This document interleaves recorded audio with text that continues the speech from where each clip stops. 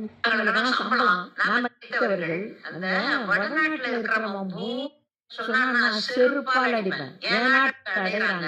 ஆனா ஏனோ தெரியவில்லை, ஒரு கொதிநிலையை அவங்க அடையல. பொறுமையா இருக்காங்களா, இல்ல பயந்து இருக்காங்களா எனக்கு தெரியல. இந்தி இல்லைன்னு சொன்னா நாட்டை விட்டு வெளியேறணும். அந்த வடநாட்டுல கிடக்கிற எம்பி திருட்டு பசங்களாம். என் தமிழ்நாட்டுல வந்து என்ன சொன்னா நான் செருப்பால் அடிப்பேன். என் நாட்டை விட்டு நீ வெளியே போடாம. என்னுடைய நாடு இது.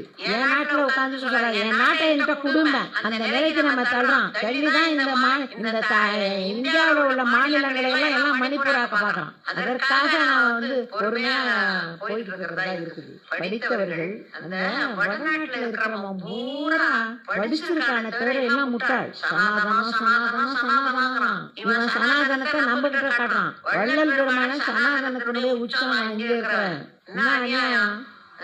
ஆச்சாரம்ங்கிற வார்த்தையே வேண்டாங்கிறாரு வள்ளல் பெருமான். மதம் ஆச்சரியம் ஆச்சாரம் இதெல்லாம் வச்சுக்காத, சனாதனங்கிற அந்த சொல்லக்கூடாதுங்கிறாரு. அவரே சனாதனத்தின் உற்சவம் பைத்தியக்காரன். ஏமாற்று வேலை, ஏமாற்று எளிய மக்களை ஏமாற்றுவதற்கு வள்ளலார கூட்டுதான். வள்ளுவருக்கு காய் கட்டுறான். காய் அந்த காய்ங்கிற வார்த்தையே எங்களுக்கு ஆகாது. சைவர்களுக்கு காயே ஆகாது.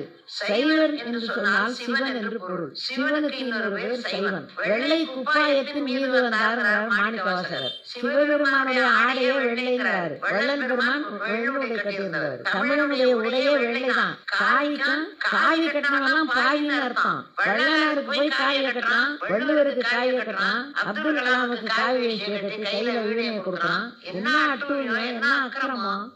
இந்த மக்களை என்ன நினைக்கிறான்.